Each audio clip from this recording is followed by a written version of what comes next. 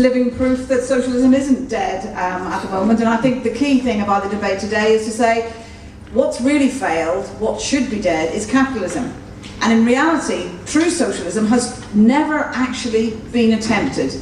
We haven't seen an example of genuine socialism being tried in order to say it's dead and gone and finished and should never be attempted again.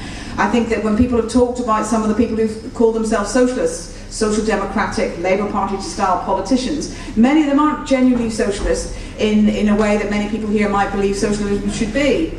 When we look at Eastern Europe and some of the Soviet Union societies, clearly not socialist. There was a ruling elite, there was inequality, there wasn't democracy. These societies were called something, but for me we have to look at what is socialism genuinely meant to be in order to understand whether or not it's failed. And I think when you're looking at the society today, there is nothing when you look around the world to say that capitalism is in some way more efficient, is a better way to run society.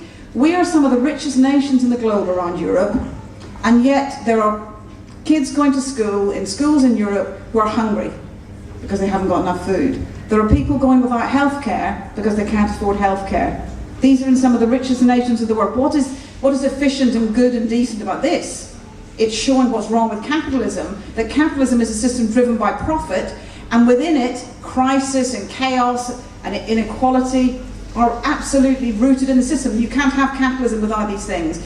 And I attack bankers. I'm happy to attack the bankers for their greed. I think they are greedy, but I don't think that's the reason for it's built into the system, because the system encourages those at the top to be more greedy, to try to make more profits at the expense of ordinary people.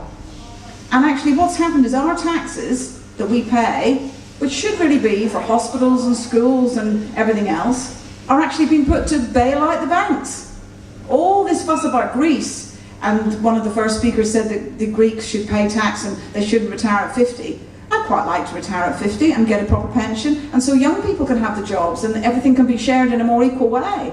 What's wrong? We don't want to work until we're 70 or 80. Do you all want to work until that age? I think it's a perfectly decent thing to say people should retire earlier, and actually therefore there would be, you could have a bit of a life after work and not just work until you drop. And I think therefore what we've seen is money that should be spent on giving people decent pensions and that sort of a future is being used to bail out the banks, and yet they got themselves into the crisis in the first place.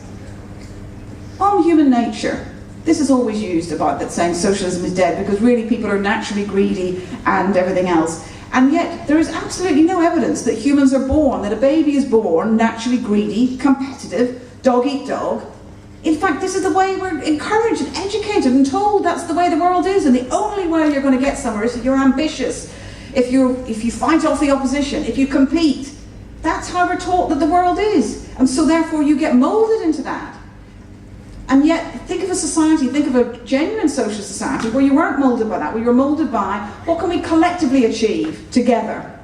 And at the same time, look after the vulnerable, look after those who can't achieve for perhaps reasons of disability or other reasons. Those are people that we should feel a responsibility to looking after. In a dog-eat-dog world, like we're living in today under the coalition, those people are being seen as a burden, or actually being called scroungers, or having their benefits cut. And the same goes for young people and everything else, constantly told that they're the problem. What I think is inspiring, and it means I'm not just somebody who's a utopian, is even within capitalism you see examples of what could be described as sort of socialist ideas and behaviour. Many people do jobs and do things in their lives for other people, not for money.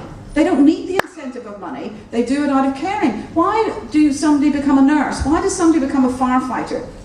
They don't get a palace, they don't get huge prestige, they don't become a millionaire, but because they want to do something decent in society, want to give something back. And that's even within a world where actually you're encouraged to be greedy. In Greece today, the real people who are helping are not the politicians, are ordinary nurses and doctors who are giving free healthcare in the street to the poorest.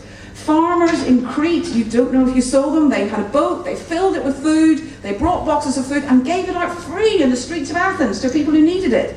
That to me shows socialism is not dead. These are people who are wanting to do something for themselves and for other people. Some of the greatest achievements of humanity have been collective, not by great individuals, lots of individuals coming together. For instance, even basic things like the ability to be able to fly aeroplanes. This isn't one great person, this is A combination of technicians, of engineers, of designers, of workers, and pilots and everything else makes this possible. So my final point is this.